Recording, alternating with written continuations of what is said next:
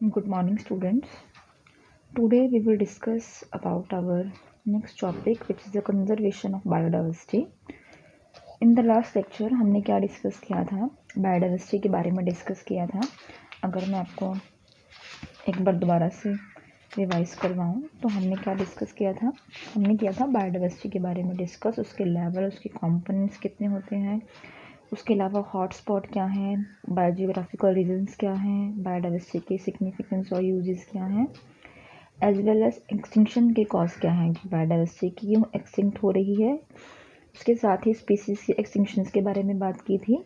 आज हम बात करेंगे कंजर्वेशन ऑफ बायोडाइवर्सिटी के बारे में और उसकी स्ट्रेटजीज के बारे में.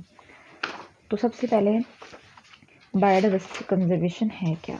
कंजर्वेशन ऑफ बायोडाइवर्सिटी का क्या मतलब है?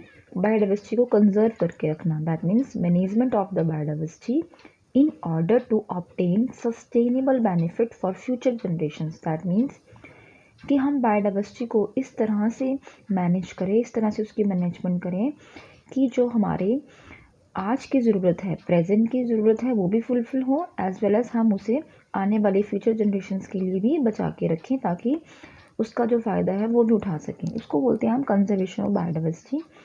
इसमें क्या होता है? मैनेजमेंट होती है not only living organisms but also abiotic factors. मतलब सिर्फ ये नहीं है कि हम लिविंग ऑर्गेनिज्म की कंजर्वेशन करेंगे, उसके अलावा जितने भी एबायोटिक फैक्टर्स हैं लाइक सॉइल हो गया, वाटर हो गया, हम उन सबको भी जो है बचा के रखेंगे, सेफ रखेंगे. तो इसके कंजर्वेशन में कुछ स्टेप्स हैं, हमें जो स्टेप्स फॉलो करने चाहिए कंजर्वेशन ऑफ बायोडाइवर्सिटी के लिए. सबसे पहले तो हमें क्या है? प्रोटेक्शन देनी चाहिए हमें बायोडाइवर्सिटी को. लाइक जितने भी वाइल्ड एनिमल्स वगैरह हैं उन्हें हमें प्रोटेक्ट करना चाहिए. प्रोटेक्ट किस तरह से करते हैं? जैसे यूजफुल एनिमल्स हैं, प्लांट्स हैं, तो उनकी जो नेचुरल हैबिटेट है उसे हमें प्रोटेक्ट करना चाहिए. उसके जैसे बोटानिकल गार्डन हो गए, ठीक है, जूलॉजिकल पार्क्स वगैरह हो गए.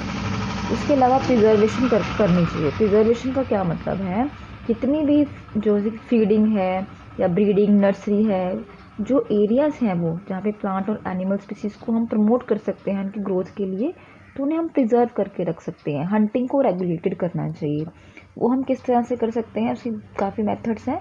सबसे पहले तो जिसके पास लाइसेंस हो उसी पर्सन को हंटिंग जो है अलाउड होनी चाहिए. उसके अलावा अगर उसे अलाउड भी की जाती है तो जो यंग एनिमल्स हैं उसकी हंटिंग को अलाउ नहीं करना चाहिए. उसके अलावा जो थ्रेटनिंग स्पीसीज़ है उसकी हंटिंग को बैन करना चाहिए. एजुकेट करना चाहिए पीपल को, ओवर एक्सप्लोटेशन से बचना चाहिए. प्रोटेक्शन एक्ट जो है वो काफ़ी बनाए भी गए हैं. और हम कह सकते हैं कि जो Indian wild life protection act था जो 1992 में बना था, उसको हमें क्या करना चाहिए पूरी तरह से, जिसमें था कि जो वाइल्ड एनिमल्स के लिए ये एक्ट बनाया गया था कि हंटिंग, अगर कोई भी हंटिंग या कोई ऐसा केस हंटिंग करता पाया गया तो उसे जुर्माना और एज वेल एज जो है प्रिजनमेंट भी हो सकती थी, जेल भी उसे जाना पड़ सकता था. तो इस तरह के एक्ट को हमें पूरी तरह से फॉलो करना चाहिए. अगर हम बात करें इंडिया में बायोडाइवर्सिटी को कंजर्व करने के लिए काफ़ी एफर्ट्स किए गए हैं. अगर बच्चे हम इंटरनेशनल की बात करें तो इंटरनेशनल में वाइल्ड लाइफ को बचाने के लिए, बायोडाइवर्सिटी को बचाने के लिए काफ़ी एफर्ट्स किए गए. उसके लिए जैसे कि मैंने अभी बात की ना कि 1992 में एक्ट आया, उसी तरह से इंटरनेशनल जो एफर्ट्स है कंजर्वेशन के लिए, उसमें जो IUCN थी which is the international union for conservation of nature and natural resources, उसने भी एक हेडक्वार्टर, सबसे पहले जो स्विट्ज़रलैंड में हेडक्वार्टर जो इस्टेब्लिश किया गया था वो इस्टेब्लिश किया गया. उसमें देखा गया कि किस तरह से जो है इंडस्ट्रियलाइजेशन हो रही है, रैपिड ग्रोथ हो रही है, अर्बनाइजेशन हो रही है, तो उसे किस तरह से हम रोक सकते हैं, नेचुरल रिसोर्स को किस तरह से बचा सकते हैं. उसके अलावा वाइल्ड लाइफ फंड को इकट्ठा किया गया. उसके अलावा हम कह सकते हैं कि जो ये फंड था उसको हम किस तरह से यूज़ कर सकते हैं, वो सब देखा गया. हमारा जो फ्लोरा और फोना था, तो ये सब जो है इंटरनेशनल एफर्ट्स थे. पर अगर हम इंडिया की बात करें, इंडिया में किस तरह से हम कर सकते हैं या हमने किया है कंजर्व करने के लिए, तो सबसे पहले Indian board of wild life, जैसे इंटरनेशनल बोर्ड है ना, उसी तरह से इंडिया में भी Indian board for wild life, जैसे हम बोलते हैं IBWL. इसके मेन फंक्शंस क्या थे? IBWL के मेन फंक्शन इसके ये थे कि जितने भी नेशनल पार्क्स हैं, सेंचुरीज हैं, गार्डन हैं, उसको स्पॉन्सरशिप देना, स्पॉन्सर करना उनको. उसके अलावा जो वाइल्ड लाइफ है उसके प्रोटेक्शन को देखना, पब्लिक इंटरेस्ट जो है वो पैदा करना वाइल्ड लाइफ की तरफ, तो ये इस बोर्ड के काम थे। फिर उसके बाद भी एक्ट आया 1972 में, वाइल्ड लाइफ प्रोटेक्शन एक्ट। उसके अलावा जो मैंने अभी आपको बताया कि हंटिंग वगैरह जो है वो बैन की गई, कौन कौन जो हंटिंग कर सकता है कौन नहीं कर सकता है वो देखा गया। उसके अलावा नेशनल पार्क्स जो हैं वो क्रिएटेड किए गए, और जो है जो ये नेशनल पार्क्स जो हैं क्रिएटेड किए गए उन्हें हर एक स्टेट ने जो है वो अडॉप्ट किया गया, एक्सेप्ट जम्मू एंड कश्मीर को, ठीक है। जिसके कुछ अलग उस टाइम पे सिमिलर एक्ट थे, अब तो 370 के जो है वो टूट गया है, तो अलग उसके कुछ नियम बन गए हैं, तो उस टाइम पे ऐसा नहीं था। उसके अलावा हमें कुछ जो है हम कह सकते हैं कि हमें जैसे हम करते हैं ना कि कोई डे मनाते हैं कि इस तरह से वो प्रमोशन होती है उस चीज़ की, उसी तरह से जैसे हम बोल सकते हैं कि हमने जो है वाइल्ड लाइफ, जैसे हम वाइल्ड लाइफ वीक मनाते हैं, 1955 में इसकी शुरुआत की गई, फर्स्ट वीक जो है अक्टूबर का, उसको as a wildlife week मनाया जाता है, लोगों को अवेयर किया जाता है। National wildlife action plan जो है वो शुरू किए गए। उसके अलावा बोटानिकल सर्वे ऑफ इंडिया और जूलॉजिकल सर्वे ऑफ इंडिया जो है वो इस्टेब्लिश किया गया, उसमें अलग अलग प्रोग्राम्स चलाए गए। उसके अलावा प्राइवेट सोसाइटी जो है वो स्टार्ट की गई, सो दैट वो मतलब एक तो था ना ये गवर्नमेंट ऑर्गेनाइज नेशनल पार्क थे, सेंचुरीज थी, गार्डन थे, उसके अलावा प्रोवाइड जो प्राइवेट सेक्टर था उसे भी ये थोड़ा हक दिया गया, किसी कुछ एक्वेरियम हो गया या बैंक्स हो गए, जीन बैंक हो गए, इस तरह का वो काम शुरू कर सकें। वाइल्ड लाइफ स्टडी को स्कूल लेवल में, कॉलेज लेवल में जो है वो ज़रूरी बनाना चाहिए। तो इस तरह से जो है हम अपनी बायोडाइवर्सिटी को इंडिया में कुछ एफर्ट्स किए गए। अब हम बात करेंगे स्ट्रैटेजीज़ की। दो तरह की स्ट्रैटेजीज़ हैं, इन सेतु स्ट्रैटेजी और एक्स सेतु। इन सेतु स्ट्रैटेजीज़ में बच्चे क्या होता है, इसमें जो प्लांट एनिमल्स और वी कैन से जो थ्रेटेंड और एंडेमिक स्पीसीज है उसे प्रोटेक्ट किया जाता है उसके नेचुरल हैबिटेट में ही, सो दैट जो एंटायर इकोसिस्टम है वो प्रोटेक्ट हो सके, ठीक है।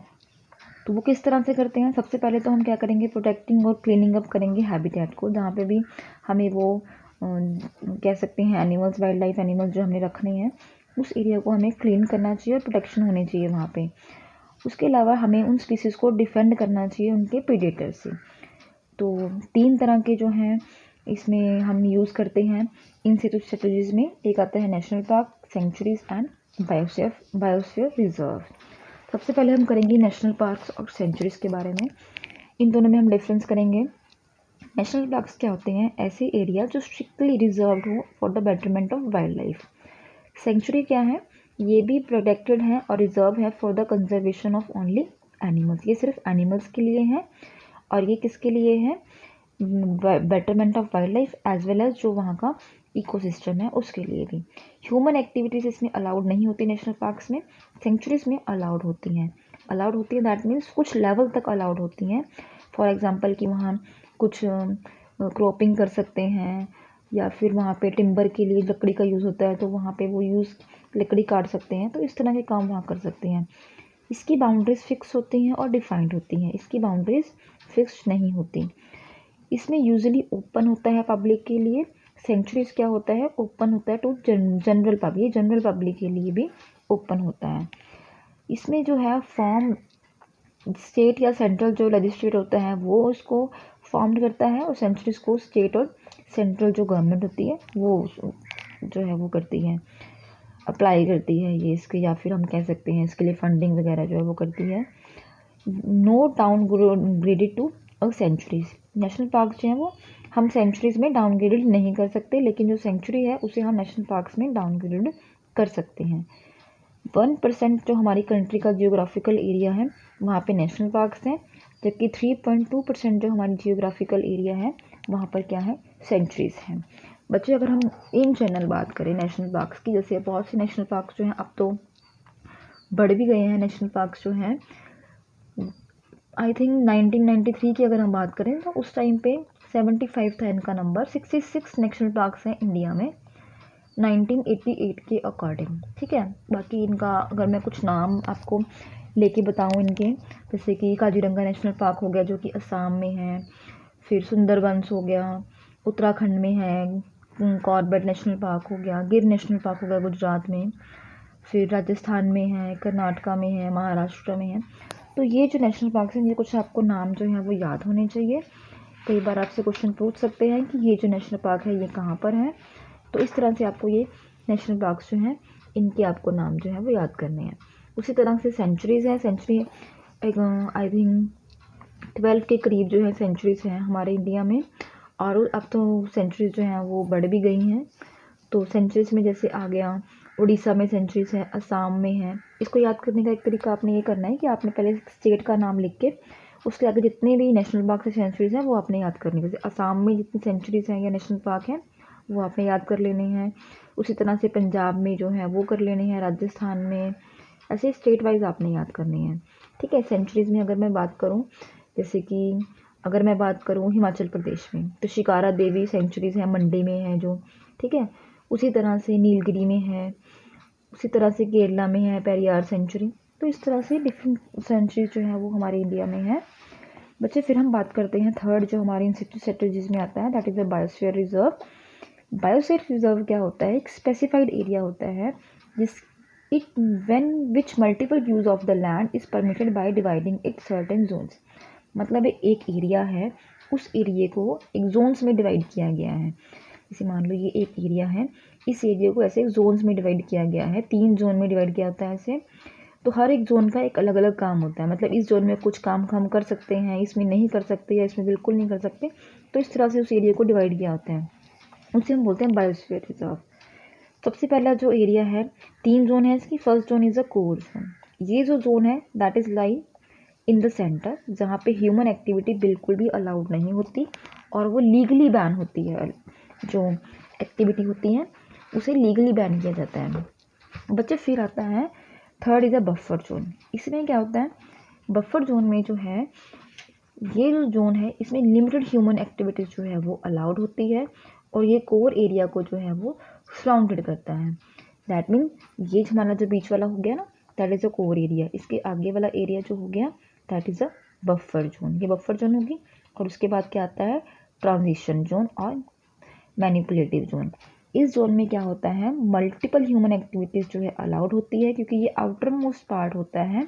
बट उसके साथ साथ जो इसकी इकोलॉजी है इस पोर्शन की, वो डिस्टर्ब नहीं होनी चाहिए।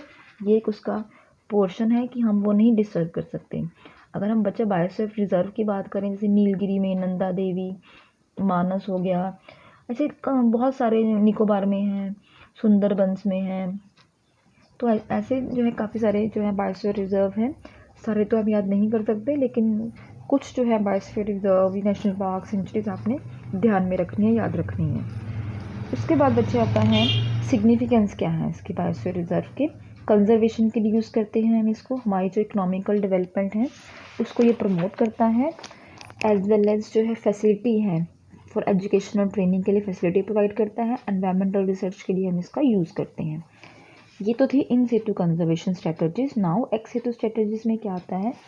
एक्स सिटू स्ट्रेटजीज में हम प्रोटेक्ट करते हैं, मेंटेनेंस करते हैं थ्रेटेंड स्पीसीज को ऑफ प्लांट एंड एनिमल्स।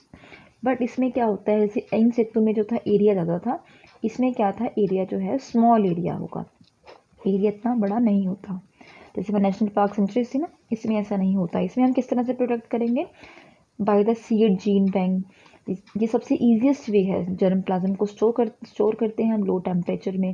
उसके अलावा गैमीट्स जो होते हैं वाइल्ड लाइफ के, वाइल्ड एनिमल्स के, उनको हम प्रिजर्व करके रखते हैं।